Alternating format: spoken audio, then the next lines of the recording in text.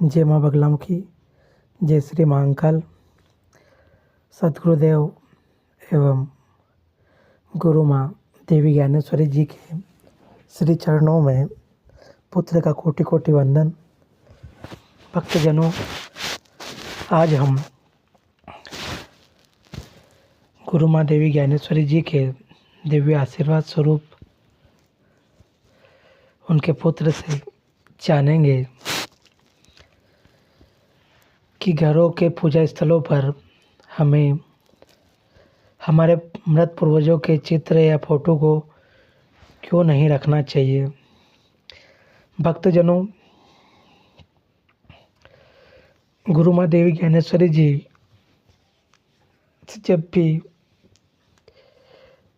आध्यात्मिक चिंतन होता है, वह सभी बच्चों को इस विषय पर भी सत्संग करते हैं और बड़ा ही दिव्य रहस्य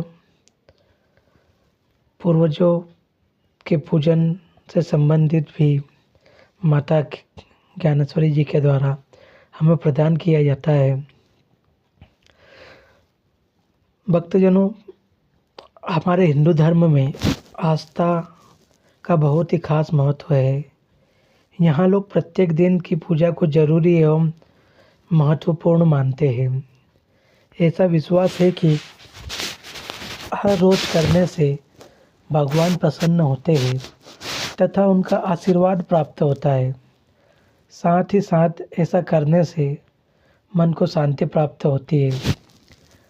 भगवान की पूजा में उचित एवं उत्तम सामानों को प्रयोग में लाना, इसका भी ध्यान रखा जाता है तथा इसके बाद यदि पूजा के लिए कोई महत्वपूर्ण चीज़ होती है तो वह है ऐसा स्थान जहाँ पर भगवान की पूजा की जा सके, जैसे कि मंदिर या हमारे घरों में ही बनाए गए भगवान की पूजा के लिए स्थान। यह पवित्र हो, कोई अशुद्ध वस्तु यहाँ ना हो, इस बात का ध्यान रखना चाहिए। घर के मंदिर में रोजाना परिवारजन एकत्रित होकर पूजा करना सही मानते हैं और अंत में भगवान को भोग लगाकर सभी में बांटा भी जाता है। हिंदू घरों में पूजा घर को हमेशा साफ एवं सुगंधित बनाए रखने के लिए प्रयास किए जाते हैं, लेकिन इसके अलावा भी ऐसी कई बातें हैं जिनसे अनजान हैं लोग। पूजा घर को सजाने के लिए वे हर प्रकार की वस्तुओं का प्रयोग करते हैं जो उनके हिसाब से तो सही होती है, लेकिन शास्त्रों के अनुसार वे अशुभ होती है। हिंदू घरों के प्रत्येक पूजा घरों में आप भगवान की मूर्तियों के अलावा कुछ तस्वीरें भी पाएंगे।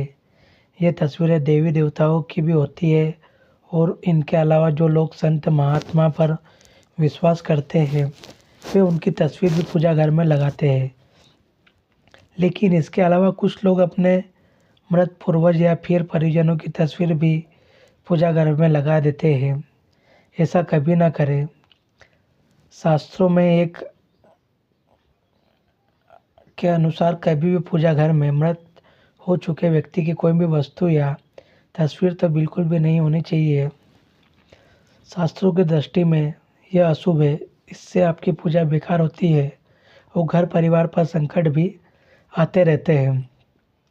कुछ लोग जो अपने मृत परिजनों को बेहद प्रेम करते हैं, वे उनके चले जाने के बाद उन्हें सम्मान देने हेतु मंदिर में उनकी तस्वीर लगाते हैं, लेकिन वास्तुशास्त्र के अनुसार भी ऐसा नहीं करना चाहिए। न केवल पूजा घर में अन्य मूर्तियों के साथ, बल्कि पूजा घर की दीवारों पर भी मृत परिजनों की तस्वीर नहीं होनी चाहिए। ऐसा माना जाता है कि ऐसा करने से देवी देवता क्रोधित हो जाते हैं। घर का पूजा स्थान हमें उत्तर पूर्व दिशा में होना चाहिए। यदि इसमें नहीं हो तो आप केवल उत्तर या पूर्व दिशा भी चुन सकते हैं, किंतु उत्तर पूर्व दिशा पूजा घर के लिए सर्वश्रेष्ठ मानी गई है। मर चुके परिवार के लोगों की तस्वीर कभी भी इन दिशाओं में नहीं लगानी चाहिए।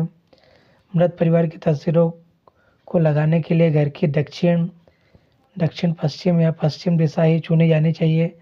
यदि इसके अलावा किसी अन्य दिशा में मृत परिजनों की तस्वीर लगाई जाए तो यह घर में नकारात्मक ऊर्जा को लेकर आता है, जो सबसे पहले परिवार के लोगों की मानसिक अवस्था पर अटैक करता है। अब जब पूजा स्थल उत्तर पूर्व दिशा में विराजमान हो तो यहाँ मृत परिवारजनों की तस्वीर लगाना बिल्कुल भी सही नहीं है। यह घर वालों के लिए बुरा सिद्ध हो सकता है, लेकिन न केवल वास्तुशास्त्र में वरन देवी देवताओं से जुड़ी मान्यताओं में भी देव मूर्तियों के साथ परिवार के सदस्यों की तस्वीर लगाना बहुत ही गलत है। कुछ लोग जो अपने माता पिता या अपनों से बड़ों से भगवान से भी अधिक प्रेम करते हैं, उन्हें मानते हैं, वे उनकी पूजा करना आरंभ कर देते हैं। उनकी तस्वीर को पूजा घर में स्थापित कर रोज उनकी पूजा करते हैं, लेकिन ऐसा करके वे देवी देवताओं को क्रोधित करते हैं। ऐसा कहा गया है कि कोई भी आम मनुष्य देवी देवताओं से ऊपर नहीं हो सकता है। भगवान का स्थान हमेशा उच्च है और उच्चतम ही रहेगा, इसीलिए उनकी बराबरी में जिंदा या फिर मर चुके परिवार के लोगों की तस्वीर रखकर पूजा नहीं करना चाहिए।